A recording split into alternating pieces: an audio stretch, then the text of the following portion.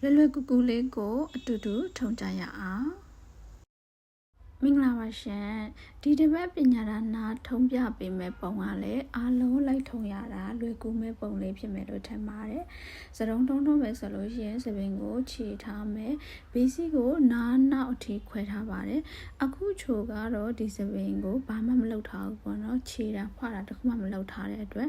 စတုံးထွက်လာတဲ့အခါနည်းနည်းလေးဘေးကဖွာထွက်နေတာရှိတယ်ဆိုရင်နည်းနည်းသိခံပြီးကြည့်ပေးကြပါစတုံးထုံးတဲ့အခါလိုအပ်တဲ့ပစ္စည်းတွေသုံးမှစတုံးကရုပ်ထွက်လာတယ်အခုကနမူနာလေးထုံးပြတာဖြစ်တဲ့အတွက်နည်းနည်းဖွာနေတာပေါ့နော်ကောင်းလေးထပ်မလျှော်ချင်တာဖြစ်တဲ့အတွက်မသုံးတော့တာဖြစ်ပါတယ်နောက်ကကိုထိတ်ဖောင်းပြီးတော့အခုလိုလေးဘေးကိုဘယ်ညာအဝိုင်းလေးတင်လိုက်တာဖြစ်ပါတယ်ဒါလေးတွေကတော့အခြေခံပေါ့နော်ပြီးတော့နောက်ချမ်းကိုအခုပြထားသလိုမျိုးပဲကျစ်ဆန်မီ3ချောင်းကျစ်လေးကျစ်ပါမယ်ဒီနေရာမှာကိုကကျစ်ဆန်မီ3ချောင်းကျစ်မဟုတ်ဘဲနဲ့တန်ကြိုးကျစ်9ရိုးကျစ်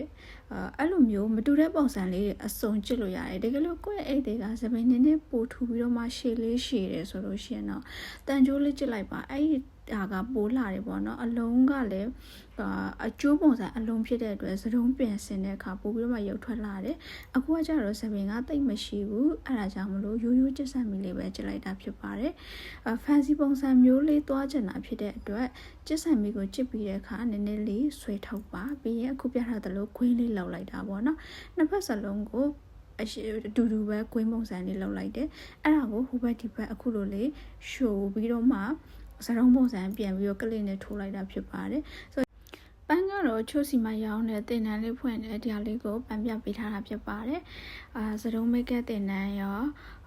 ပန်းစရိုးတင်တန်းရောရှိတာဖြစ်တဲ့အတွက်စုံစမ်းမြင်လို့ရပါတယ်အားလုံးပဲဆုံးဖြတ်ကြည့်ပြီလို့ကျေးဇူးအများကြီးတင်ပါတယ်ရှင်နောက်ထပ်ဗီဒီယိုမှာပြန်ဆုံပါမယ်ရှင်